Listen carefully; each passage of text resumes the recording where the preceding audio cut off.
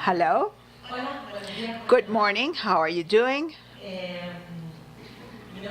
My name is Paola Aldaz. Thank you for inviting me. Always being the first speaker is difficult, but I am going to speak about exponential factor. The first people that discussed the topic was Singularity University, and there is a book which is called Exponential Organization, which basically says what do organizations need in order to become exponential. And the word exponential is quite controversial. When I was studying mathematics 20 years back, they said that this was flat, that this was incremental, and this was exponential. So I looked at the charts and said, well, now everything that is exponential is very popular, but exponentiality as a concept, what it really means is that the level of adoption is hypermassive and exceeds the mathematic range. It's outside the curve. And everybody gets crazy because they say we need to adopt technology in our companies. We have to do it faster, better than our computers. We have to make everything digital. Nobody yet knows what digitalizing and digital transformation is. To digitalize is to participate in Facebook and to open your web channels in order to have a web experience. And digital transformation is to change your business model as a whole.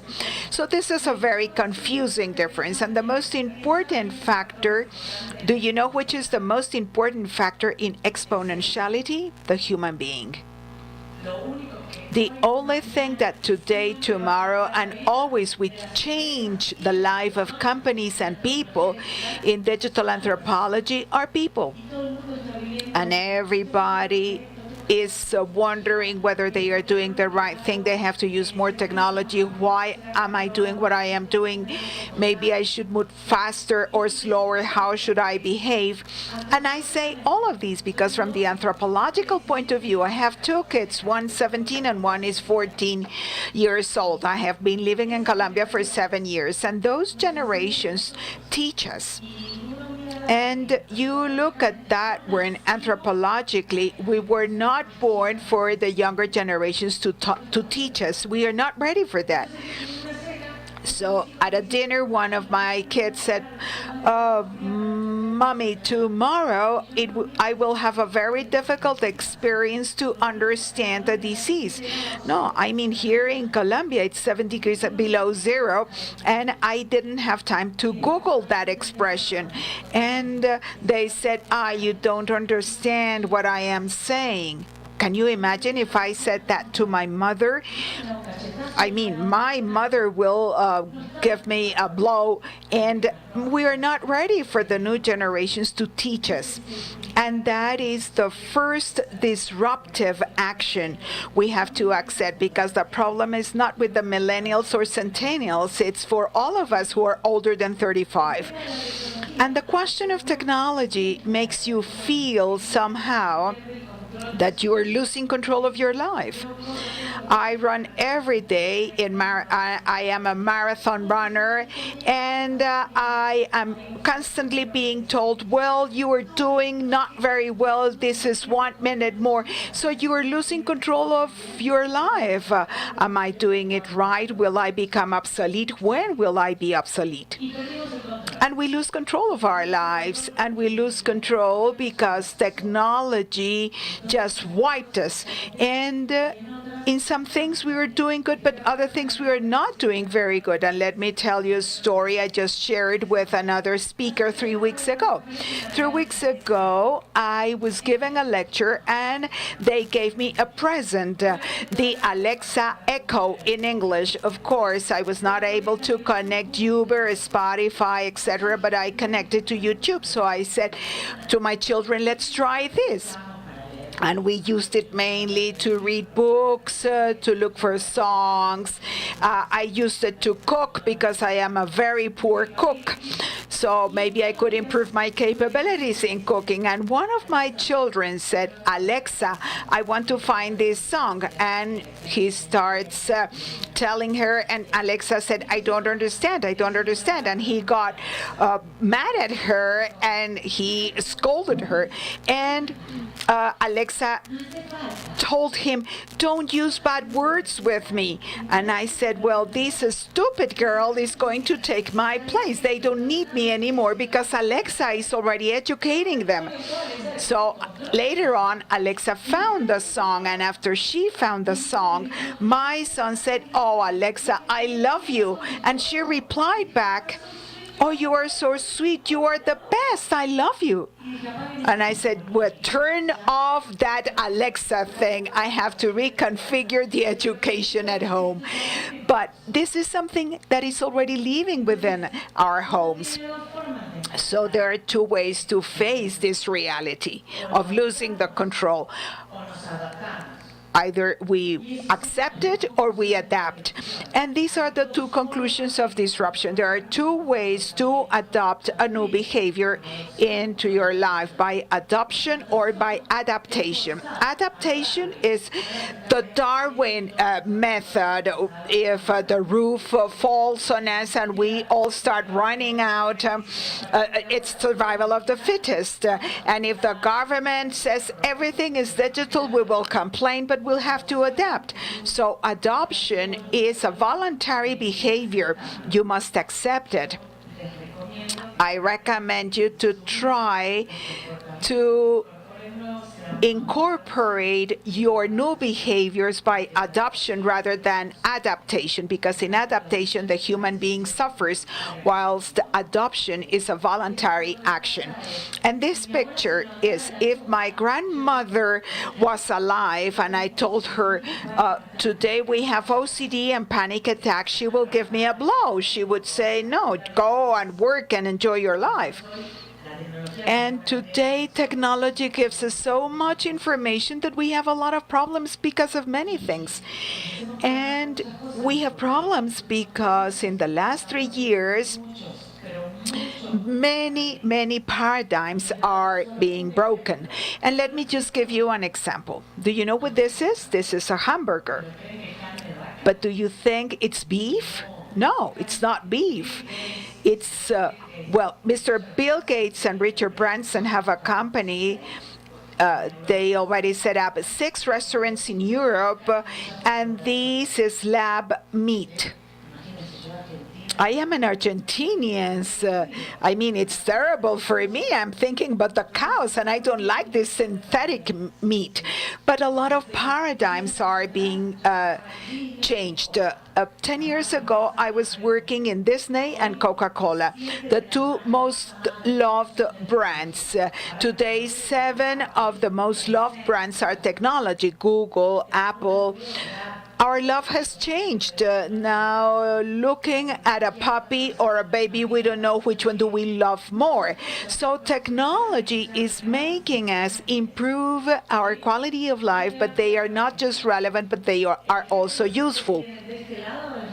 This is another example. This is Bancolombia, 28,000 employees, 20 billion in revenue.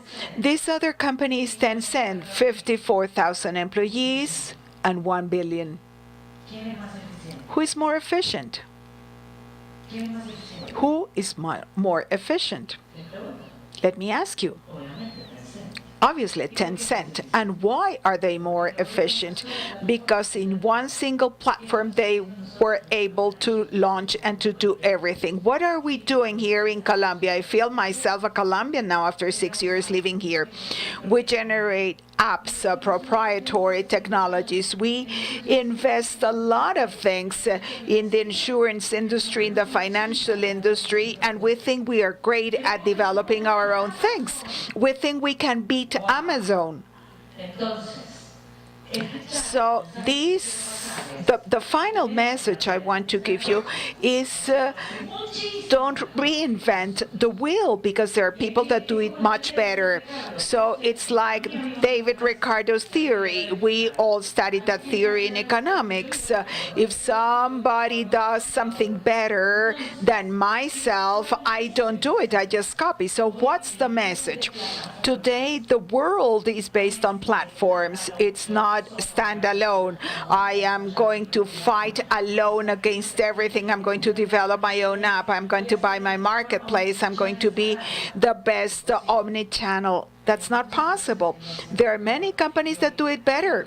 And today we have to build up platforms. We have to create partnerships. And if our partners do it better, well, let's integrate with them. But Latin Americans are not used to work in partnership.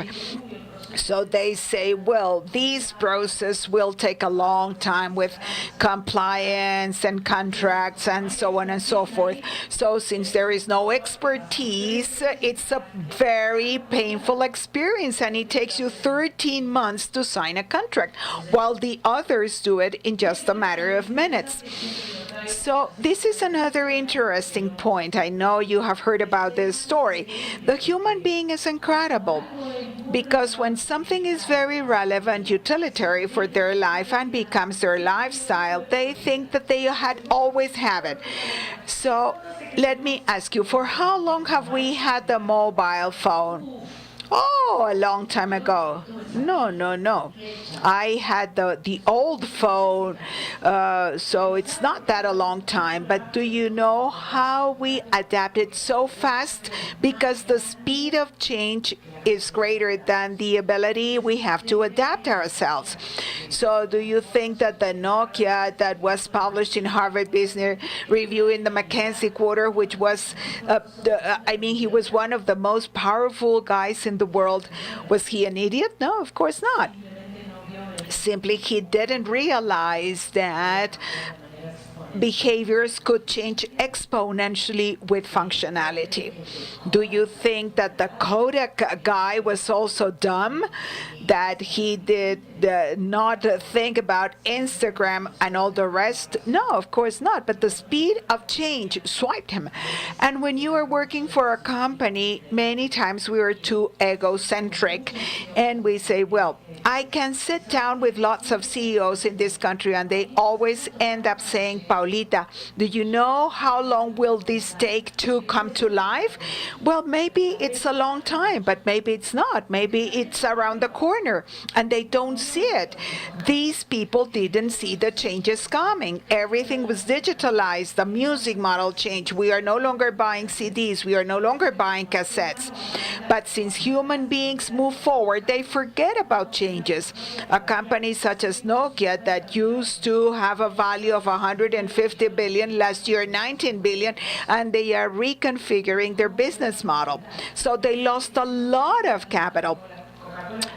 Companies that have existed for 10 years have a worth more than Coca-Cola, a company for which I worked many years ago. So it's very important to keep this in mind. It's very important for us to keep this in mind, to see how can we be able to manage at the speed of change.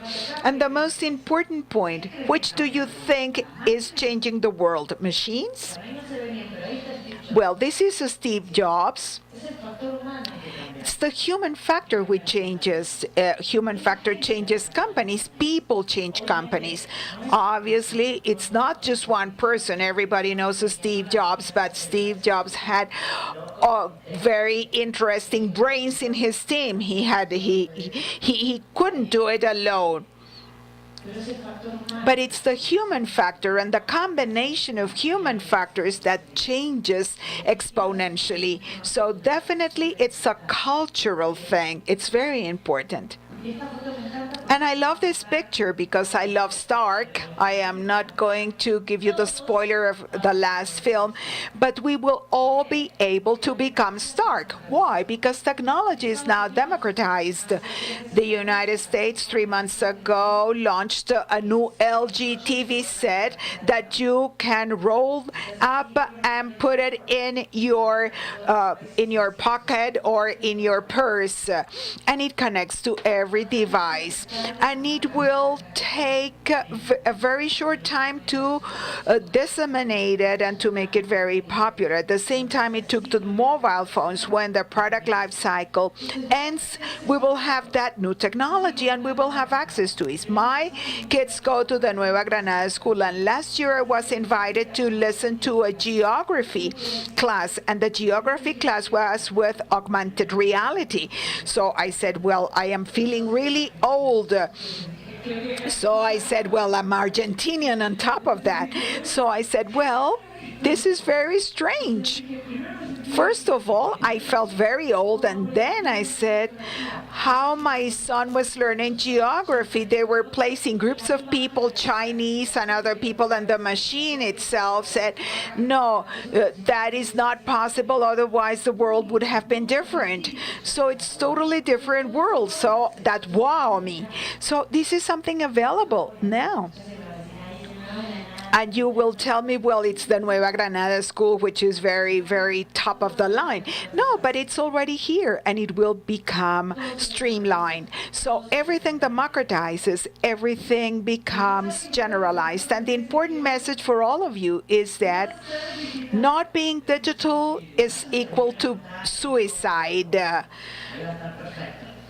If you want to live in the large cities or in a country with large cities and access to technology, you have to be digital. Let me tell you another story. Why? Because our children teach us. 5 years ago, I took my mother to visit Rome and to meet with Pope Francis. So I spoke to my children for 40 minutes telling them, well, the other churches we visit in Colombia, but this church, this is where God really lives. So, I mean, he won't be happy if you ask for an Xbox. You have to ask for something that really impacts humanity, because the family will be punished forever. So my mother said, yeah, they got the message. So we went to the church, and when we came out, I asked my oldest son, what did you ask to God? And he said, well, after everything, I asked for Wi-Fi for everybody, for humanity as a whole, and free for everybody around the world.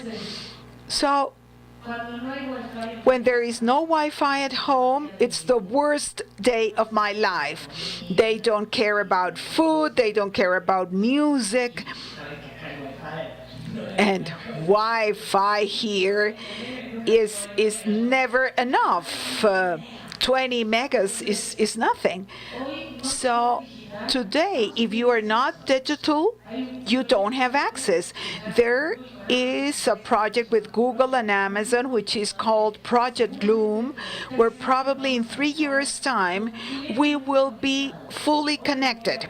Today, we have to go to Starbucks to get internet service, but in a short while, we will be totally connected. So not being digital is suicide. And I am not talking about your companies. I am not talking about your profession. I'm talking about your personal life. Discussing with my children, well, I have to prepare a PowerPoint with all my arguments. So not being digital today and being one step forward to be able to create value for my children, that has to do with life. It's not just with companies. So look at this. All of this is part of the digital world. And one of the big concepts in digitalization is that you have to build ecosystems or platforms. Why? Because L'Oreal doesn't sell just Rimmel or lipstick.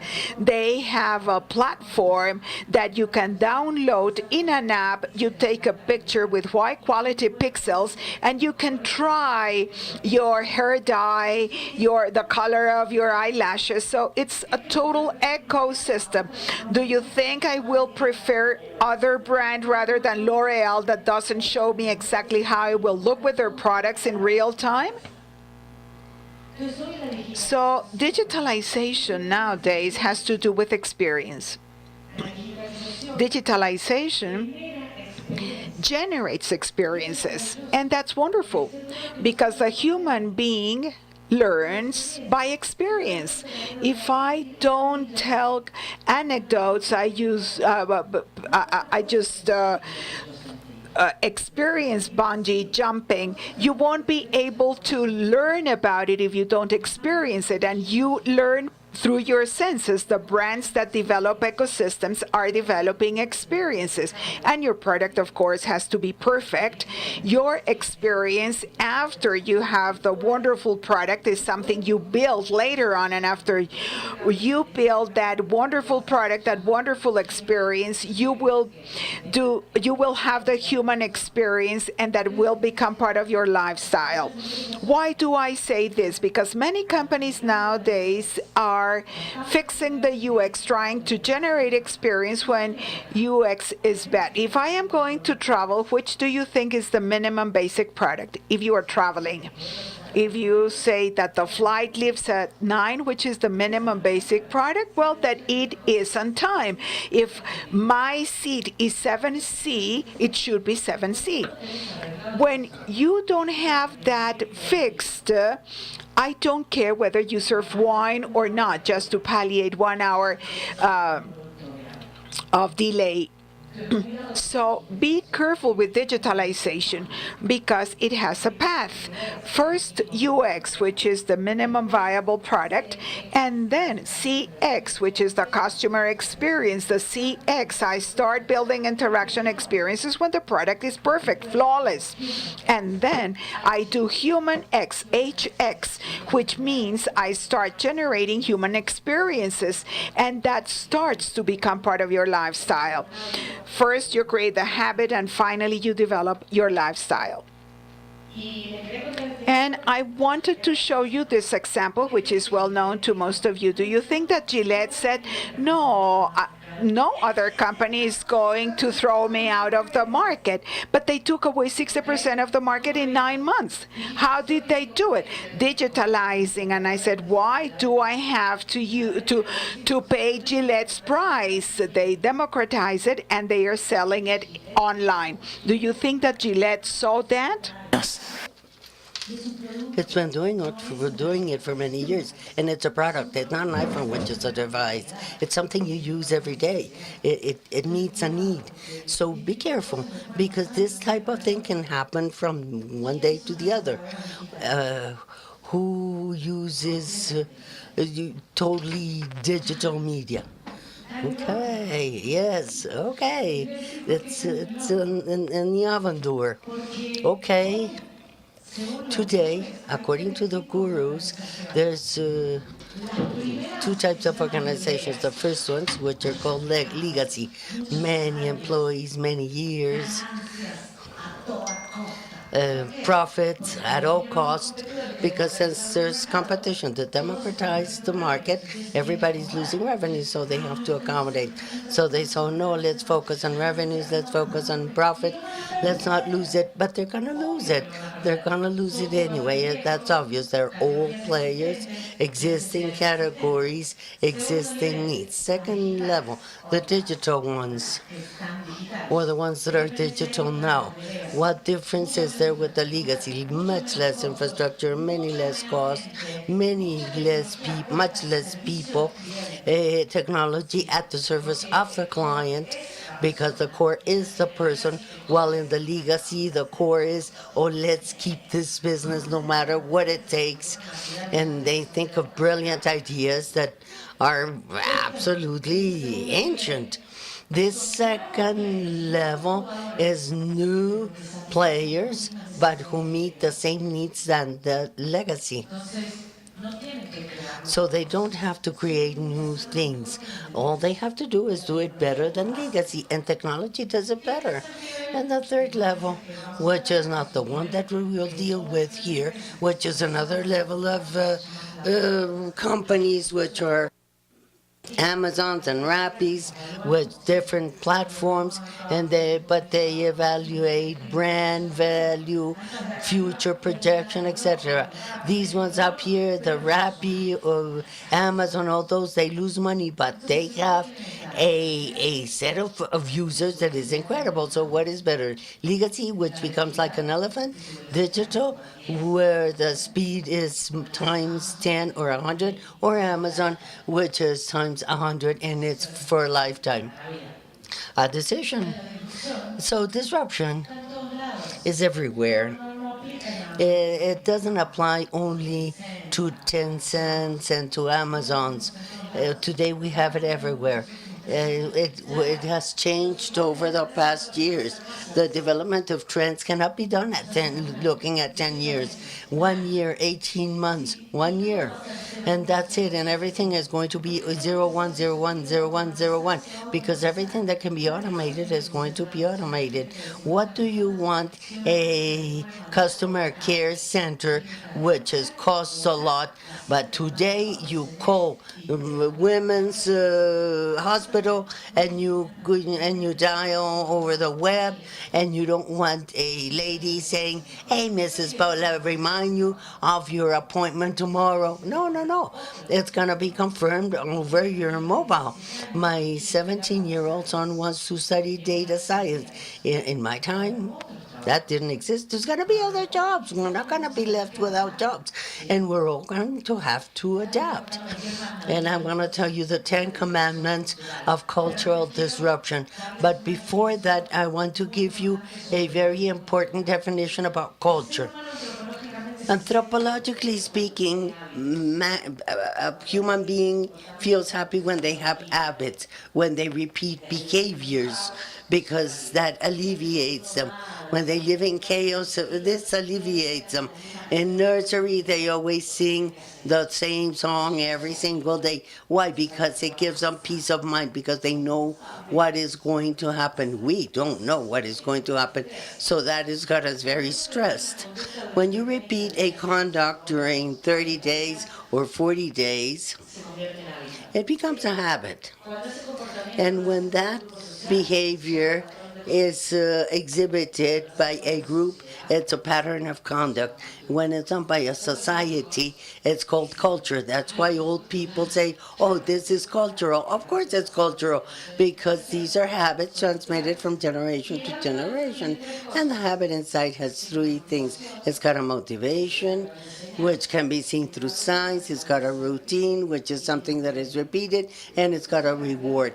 That is why, in order to change culture, you have to intervene one of these three elements. Otherwise, it's impossible, because when one habit lodges in your brain, if I want to change the way, for example, that I brush my teeth, it's so incorporated into my life that I have to write down post-its or things, because it is buried inside, and I don't even know it is.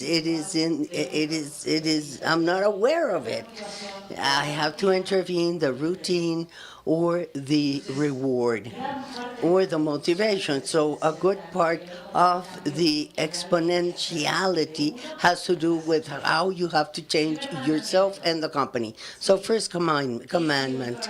What did all the companies do here 5 years ago? They decided to all develop their own technology, proprietary technology. But the issue is not the technology. Why do you think Rappi was so successful? It's not because they thought about technology. It's because they solved a very important pain in a city where there is so much traffic and where it is impossible. And my children call me and say, "Mom, I forgot my lunchbox." And I had to go buy a hamburger and take it to my children.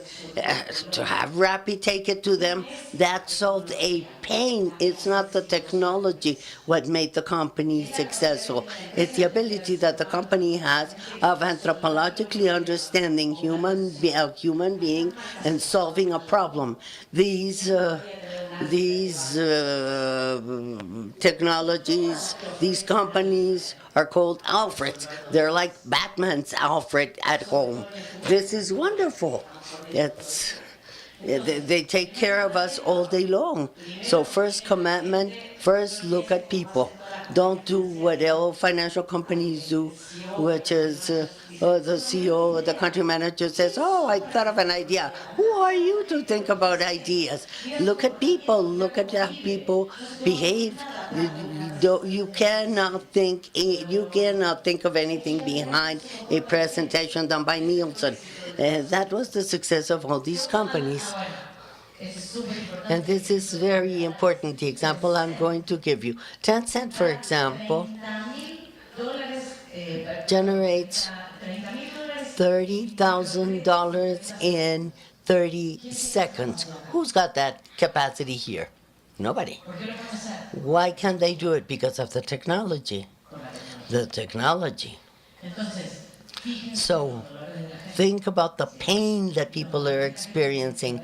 The pain that people are experiencing have to do in this case with credit. The second commandment, robots are going to replace us? Of course not. There are robots that are already being emotional. I don't know if you saw Jimmy Fallon's show with Sophia, the robot that is going around the world. She's emotional. She makes jokes. She plays. She laughs. Even if Alexa wants to educate my children, she's not going to replace me because she's not going to replace the embrace, the hug, and spontaneous chat. She's not going to be able to replace that. She's going to replace things which for us are very boring. I lived in Costa Rica 2 years, and when I got there, I used to work for Coca-Cola. And when they gave me the car, I told the driver, "Why do you have that compass?" And he said, "Lady, didn't you know there are not names or numbers in the streets here?" Well, what do you mean? Oh, well, it's 2 streets north of the emperor's house. But today we have Waze. Who remembers a telephone number anymore? Our brain is very efficient, so robots are going to help us improve our quality of life to the extent that we incorporate things to take other things out and make way to new things that are really useful to us. So robots are not only going to be in our house, like Alexa, which is a personal assistant, or like Google Home, but what is going to happen is that in the streets there are going to be robots. This is an example from China. They have robots in the street. They with certain behavior patterns inside, and they can foresee crimes like nobody can, like Minority Report, for example. So that is going to improve our quality of life, and everything that can be digitalized or automated is going to be automated, and we are going to have to reconvert ourselves because, for example, I studied law, but today there are 2 cities in the United States where Google is the one who makes the court decisions. Why? Well, because it's impossible that I know more than Google. Physically, I cannot read all the books. Watson reads 1 million books a minute. So there are going to be no more lawyers? No, the profession is going to be reconfigured.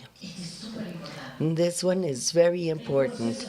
The process is everything. As I tell you, kids go to nursery, they go to school, and they sing, hey, hey, and they know their song, they know what's going on. So processes are key. We need processes. We complain that the processes are bad, whatever, but they're methodologies. And methodologies are important to grow. And have any methodology, but have it. Don't believe that you don't need it. Creativity doesn't come that, oh, well, I'm going to smoke something and I'm going to become bright. No. A person who has ideas is somebody who thought of a methodology, and that's it. They focused on the problem. It's not that I'm smarter than others, said Einstein. The thing is that I devoted a lot of time to understand the problem methodologically. So methodologies are important. Methodologies make innovation go out to the market because nothing is scarier than being loose. Very few people can live with the freedom to choose. Last year, I told the person, I said, I don't have a brief, this is going to be a blank presentation. Oh, what do you mean? No, they went crazy. They didn't know what to do. So methodologies are good. It's good to create a problem. If the fourth commandment is creativity, there's a book I love which says that don't develop new stuff. Everything is already invented. Copy and be the best thing to copy. And today we can't do it in Colombia because we can't place ads of one against the other, for example. But there's countries in Asia where you can talk about your adversary, where you can talk about your competition. If everybody can copy, that's good. And you be the best copier because that's what disruption is about. Open the market to copy and be better. So that is an example from China. They have everything open. Although there's patents are open. So everybody can collaborate, everyone can have circular economies and carrots. And fifth commandment, how long did the refrigerators last in my grandmother's time? And she had one where, my God, I had to do taekwondo to close the refrigerator. What do you do today when your refrigerator breaks? Well, you change it. So today your home is not Tutankhamun's tomb because because it's not like like my grandmother's home. She kept everything, not me. I changed everything because prices have been democratized. And I say, I need an empty space, I need this, I need that, I need this new stuff. My grandmother would never understand. And this has to do with speed. And whoever gives it faster and better, they got it made. They're not going to keep the market forever because when Uber came here, everybody said, oh, Uber is going to kill taxis. No, Uber never killed the ordinary cabs. Now it's even got competition. It's got Cabify and it's got Beats. So not everything is black and white. It depends on the psychology of the consumer. It's the context that decides the strategy, not the company. It's the customer. And this example is wonderful. This is a company that before was a video game company. And it migrated and it reinvented itself. It re-edited itself. And it became a chat company. That is what happens with a digital company, to see anthropologically what's going on with the client and to be capable of reinventing yourself. That they were a video game company, but they saw the opportunity of finding out how people behaved. Now, the sixth commandment, the redesigning knowledge. Who's got knowledge as part of their company? Okay, I say this in MasterCard. Millennials, how long do you think are in their jobs? Oh, I'm going to take a sabbatic and I'll be here next week. A sabbatical and I'll be here next year. I never had a chance to say that, but millennials have survived since they rotate a lot. Who keeps the knowledge of what you did with everything? So you have to redefine a lot of things about work because a person leaves and everything begins again. But today, digitalization allows you to keep many things. And the truth is, nobody knows what the future is going to be like. Nobody knows if they're going to fire us, if they're going to use machines, but there are things that we know based on the past. Until 5 years ago, I had a secretary. I don't have a secretary anymore. And it's not that I have less work. I'm now more important. I have more work. I don't have a closed office with my music and my little cookies. Everybody talks to me. The open space, well, whoever made up the open space has to be killed. But in any case, that's the rule. That's the way it is. And I don't know if I'm going to end up working from home. 80% of the time, I connect with the world. It's via connection. I don't see them. It's not physical, but if we don't embrace disruption and digitalization, we're going to be outside of the world. We're going to have to work for monkeys, I don't know, taking vaccines to Africa or whatever. So you have to know where you will have to be in the next 5, 6, or 7 years. Insight. Insight is a word that hasn't been revealed. It's a non-revealed truth. You have to look from inside out. It's uh, it's a funny word, but the data has to be interpreted. Everybody has data today. I have data of my mails, of everything. But if you don't analyze it for competition, then what's it good for? Then data becomes non data. So you have to interpret it and you have to use it in favor of the business. And basically, what data are going to do through artificial intelligence and parameterization of behavior is that it is going to be able to predict. It's going. When I studied marketing, for example, it was market segments, then audiences, and now profiles. Now we do know.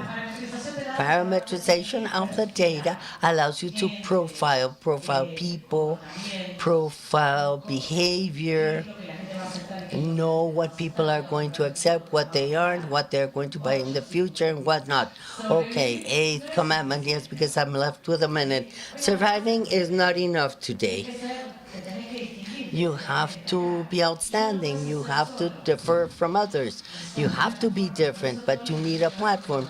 That is why everything that has to do with collaborative economy, green, red, orange. No, I'm being facetious. Red economy doesn't exist. But I need to know how to set up partnerships with many companies. Amazon has a partnership with over 300 companies in the world. Everybody is specialized. It's not, you cannot do everything all by yourself. You need your partners. You need a lot of companies to help you in certain areas of the value chain. And this one is very important. Sometimes we forget it. Sometimes we talk about a lot about technology, but you have to empower your people. Hierarchies in big companies. Those positions don't exist anymore. Hierarchies don't exist anymore.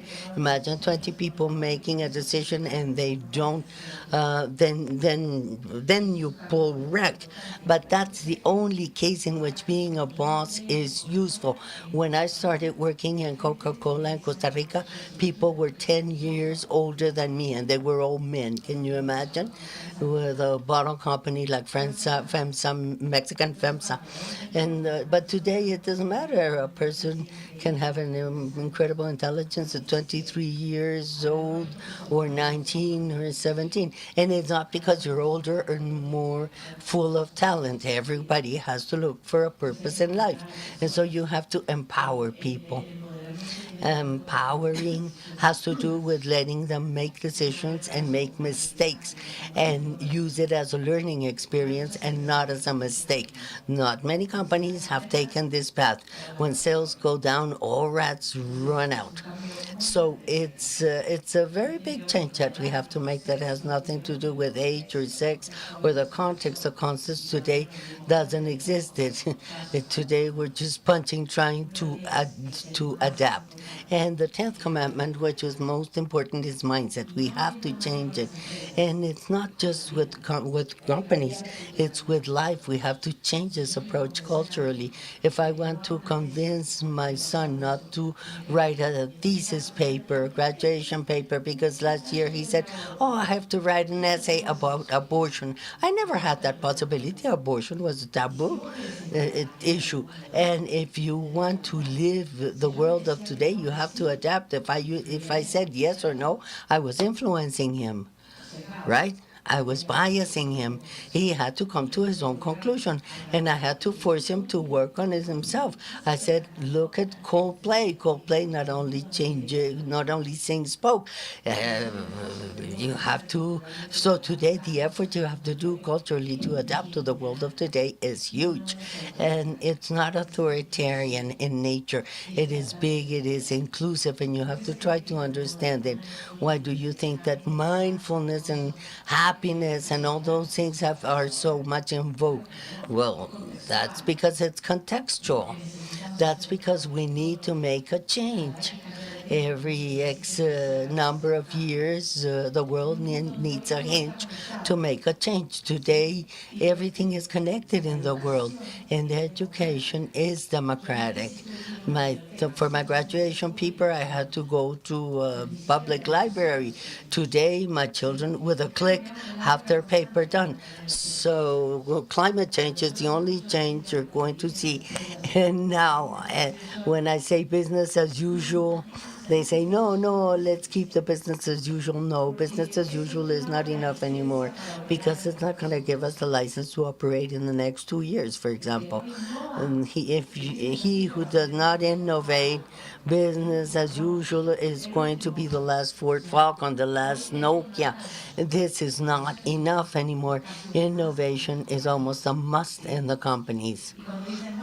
And when they say, well, let's launch this because it's good enough, good, you're dead. You're dead. You're dead. Nothing is just good enough. You have to be outstanding. The competition in the market is infinite. Why do you think they don't let the big Asian companies into Colombia? Because we're protectionist? Because we're protectionist. Because if they come, they will do away with the market because we're not in a position to compete with them. So it's very important when the performance is reaching perfection because today technology allows you to have data on everything. Before we used to say, oh, the publicity, the advertising we used was increased our level so much. But that's because we didn't have data. Today we have data. Today we say, oh, this SKU dropped because such and such. Today we have to be very dynamic. We have to understand why things happen. And there's only one space, and this is the last message I want to leave you with. And do you know what it is? You. Thank you.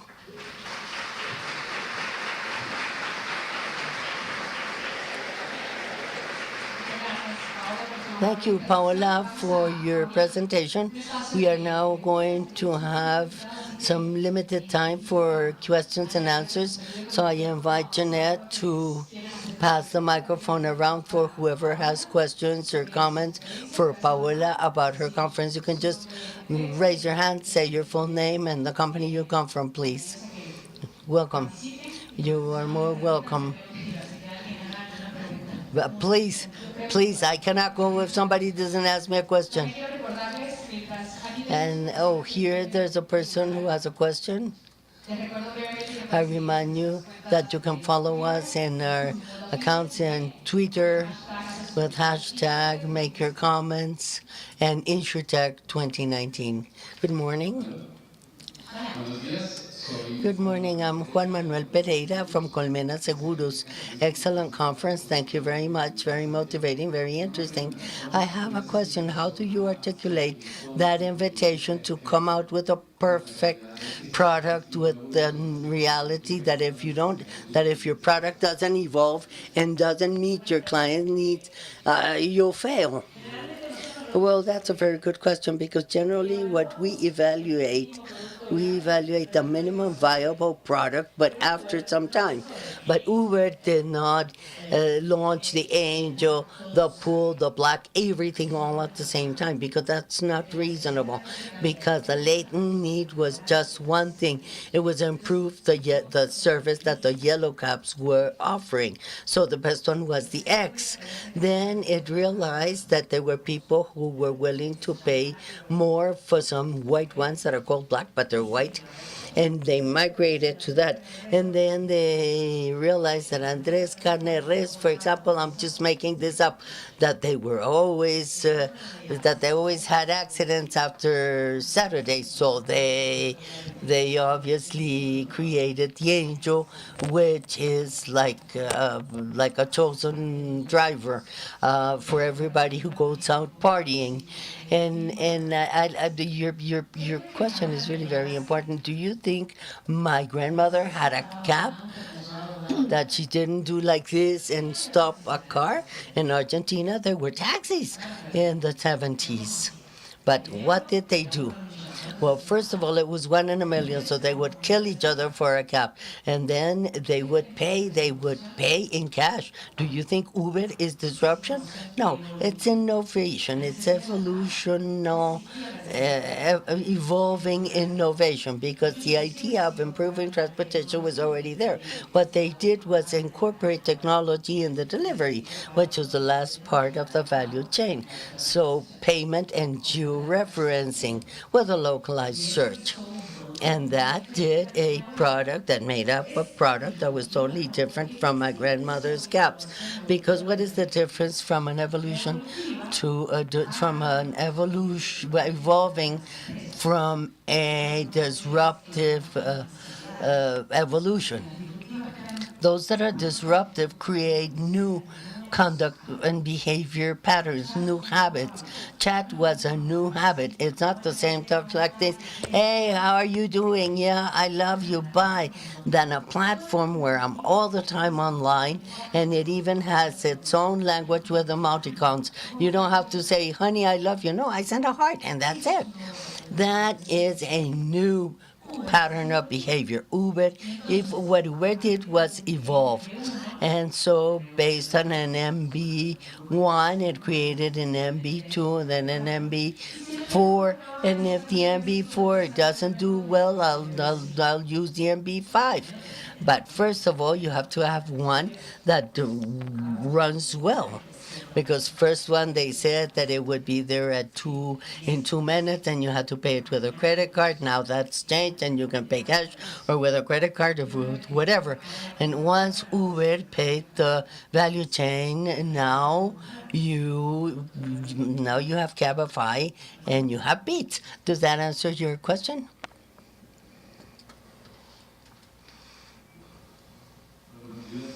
Good morning.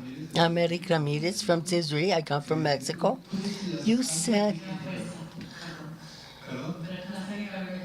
I didn't know there were Mexicans here. I thought you came from FEMSA. No, but it's true. It's true. I come from FEMSA.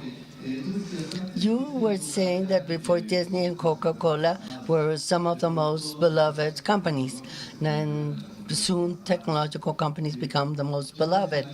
I think that if we analyze the characteristics that made these technological companies be the most beloved, we might be able to understand what to do to make insurance companies be the most beloved. So what would you suggest? Yeah, you have to hire us. No. No, I was just kidding.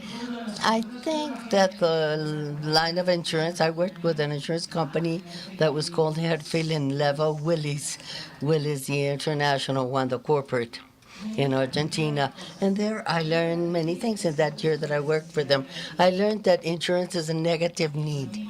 And it is the same as working in the pharmaceutical industry, because if I have to pay $400 for my shoes, that's a positive need because it produces pleasure to buy them. We women can stop eating and buy ourselves a pair of shoes. And then there's the neutral ones that are not leveraged by pleasure but have to do with the quality of life. Nobody goes very happy to buy Tampa bags or to buy razor blades. So those are neutral. You buy them anyway because you need them. And then there's the medication, and then there's insurance. But you say, oh, I have a life insurance policy, which is actually a death insurance policy. I mean, nobody goes happily to buy an insurance policy, but you need it. Now, what would I tell you? Insurance, at least in Central and Latin America, has a very low penetration, at least as compared to the situation in Asia. Life insurance, retirement, all those things.